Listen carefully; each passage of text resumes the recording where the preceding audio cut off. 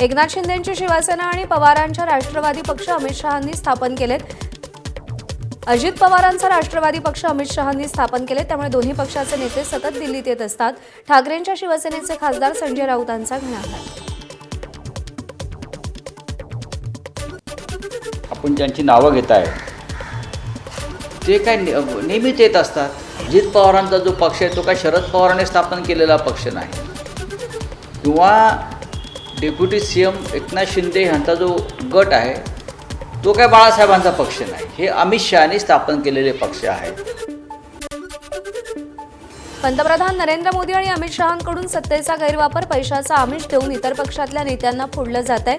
संजय राऊतांचा पुन्हा घणाघात। त्यांच्याच पक्षाचं ऑपरेशन सुरू असल्याचाही आरोप।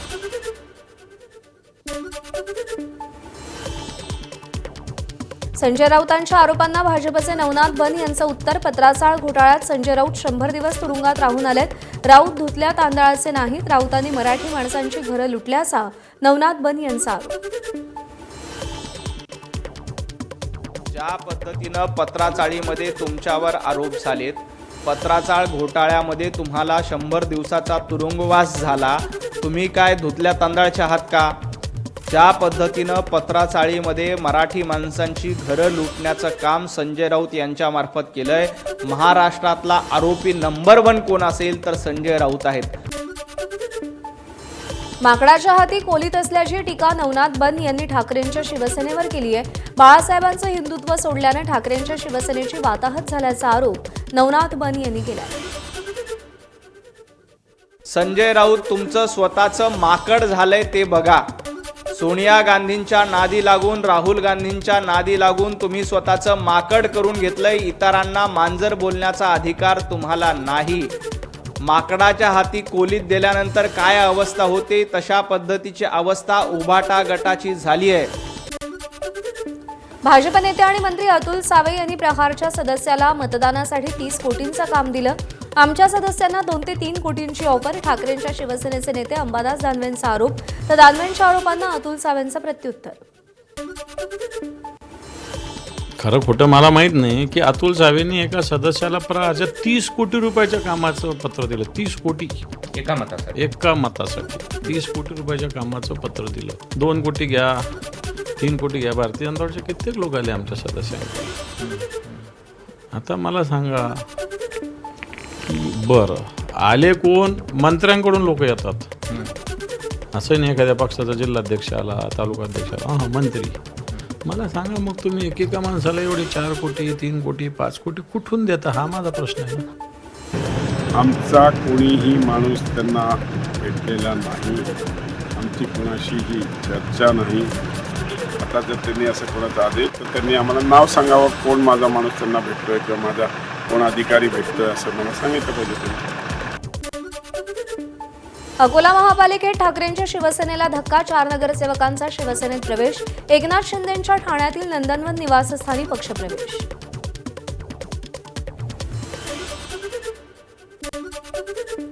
साताऱ्यातील जावळी पंचायत समिती निवडणुकीमध्ये महायुतीत बिघाडी, भाजपचे शिवेंद्रराजे भोसले आणि शरद पवारांच्या राष्ट्रवादीचे शशिकांत शिंदेंची छुपी युती। शिवसेना नेते अंकुश कदमांचा खळबळजनक आरोप, शिवसेना संपवण्याचा कट असल्याचाही आरोप। परभणी जिल्हा परिषदेच्या अध्यक्षपदासाठी भाजपकडून लता वाकळे यांच्या नावाची घोषणा। भाजप प्रदेशाध्यक्ष रवींद्र चव्हाण यांनी नावाचं पत्र दिलं। लता वाकळे जिंतूर तालुक्यातील सावंगी म्हाळसा गटाच्या जिल्हा परिषद सदस्य। 2016चं शिक्षक मारहाण प्रकरण, मुंबईच्या महापौरांना हायकोर्टाकडून दिलासा नाही। रितू तावडेंचा दोषमुक्ती अर्ज कोर्टानं फेटाळला। 2 शिक्षकांना मारहाण केल्याप्रकरणी रितू तावडेंविरोधात गुन्हा दाखल आहे। बीडच्या केज तालुक्यातील गोपीनाथ मुंडे मागासवर्गीय सहकारी सूतगिरणीत फसवणुकीचा धक्कादायक प्रकार। केजच्या माजी आमदार संगीता ठोंबरे यांचे पती विजयप्रकाश ठोंबरे आणि लिपिकावर गुन्हा दाखल। सांगलीमध्ये छत्रपती संभाजी महाराजांच्या बलिदान दिनानिमित्त शिवप्रतिष्ठानची मूक पदयात्रा। हजारो कार्यकर्ते मुंडन करून पायात चप्पल न घालता पदयात्रेत सहभागी। शिवाजी पार्कवर पार पडणाऱ्या मनसेच्या गुढीपाडवा मेळाव्याची तयारी अंतिम टप्प्यात. उद्याच्या सभेत राज ठाकरे नेमकी कोणती तोफ डागणार याकडे सगळ्यांचं लक्ष. मुंबईच्या कुर्ल्यात तक्रार करणाऱ्या तरुणाला फेरीवाल्याकडून मारहाण. भाजप नेते किरीट सोमय्यांनी मारहाण झालेल्या अशोक गुप्ताची त्याच्या घरी जाऊन भेट घेतली. या प्रकरणी कडक कारवाई करण्याची सोमय्यांची मागणी.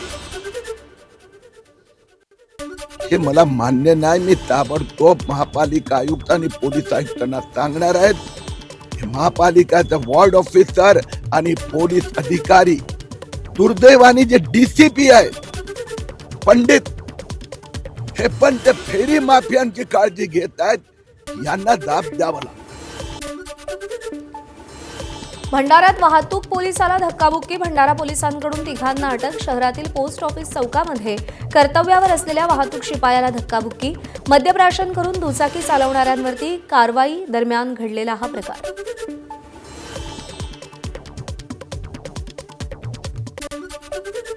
पिस्तूल बाळगणाऱ्या तरुणाला अटक. पुणे पोलिसांची येरवडा परिसरातील चिमाघाट इथे सापळा रचत कारवाई. आरोपी विनयसिंग बावराकडून देशी बनावटीचं पिस्तूल आणि जिवंत काडतूस जप्त.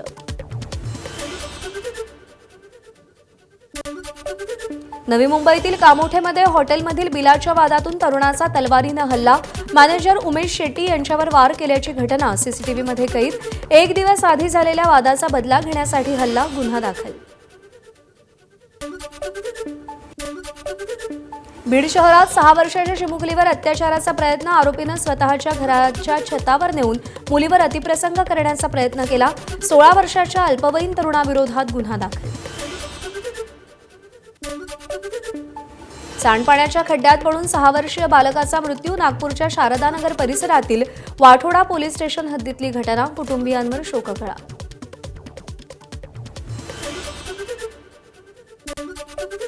रत्नागिरीच्या खेड तालुक्यातील लोटे औद्योगिक वसाहतीमध्ये 6 मार्चला झालेल्या स्फोटाचं प्रकरण. आणखी 2 कामगारांचा उपचारादरम्यान मृत्यू. घटनेच्या 12 दिवसानंतरही स्फोटाचं कारण मात्र अस्पष्ट. ठाण्यात शोरूम समोर ठेवलेल्या नवीन इलेक्ट्रिक 4चाकी वाहनाला आग. गाडी जळून मोठ्या प्रमाणात नुकसान. वागळे इस्टेट इथली घटना. महिंद्रा इलेक्ट्रिक 4चाकी वाहनाला आग लागली. अमरावती जिल्ह्यात मेळघाट परिसरात भीषण वणवा. मेळघाटातील हत्तीघाट बुरडघाट परिसरात हा वणवा भडकलाय. महाराष्ट्र मध्य प्रदेश सीमेवर 3 दिवसांपासून आग. वनविभागाकडून रात्री उशिरापर्यंत आग आटोक्यात आणण्याचे प्रयत्न.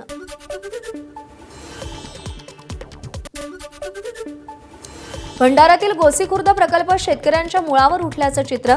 डाव्या कालव्यातून पाणी सोडल्यानं लाखांदूर आणि पवनी तालुक्यातील शेती पाण्याखाली.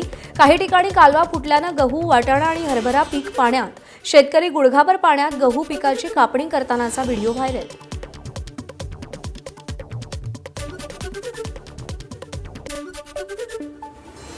हिंगोलीत वादळी वारे आणि अवकाळी पावसानं आंब्याच्या बागांचं मोठं नुकसान.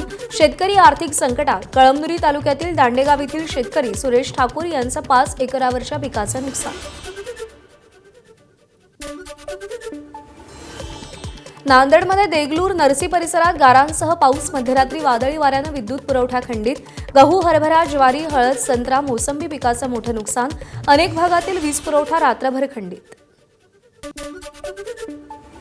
हिंगोली जिल्ह्याला अवकाळी पावसानं झोडपलं. गारपिटीसह झालेल्या पावसानं गहू, हरभरा, ज्वारीसह काढणी सुरू असलेल्या हळदीच्या पिकाचं नुकसान. पंचनामे करून नुकसानाची भरपाई देण्याची मागणी.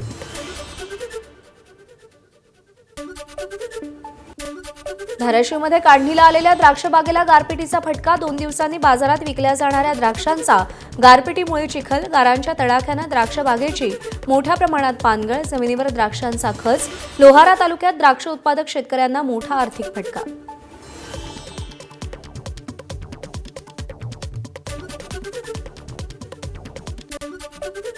कर्नाटकच्या धारवाड जिल्ह्यातील माचापूरमध्ये गारपीट. गारांचा अक्षरशः रस्त्यावर खच. त्यामुळे या गावाचं मिनी काश्मीरमध्ये रूपांतर झाल्याचं चित्र. रस्त्यावर साचलेल्या गारांमुळे रस्ते अक्षरशः पांढरे शुभ्र झाले. याचा व्हिडिओ सोशल मीडियात व्हायरल.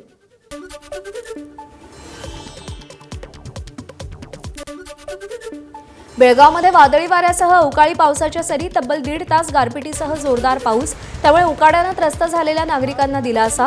जोरदार वाऱ्यामुळे तारा तुटल्यानं अनेक ठिकाणी विद्युत पुरवठाही खंडित.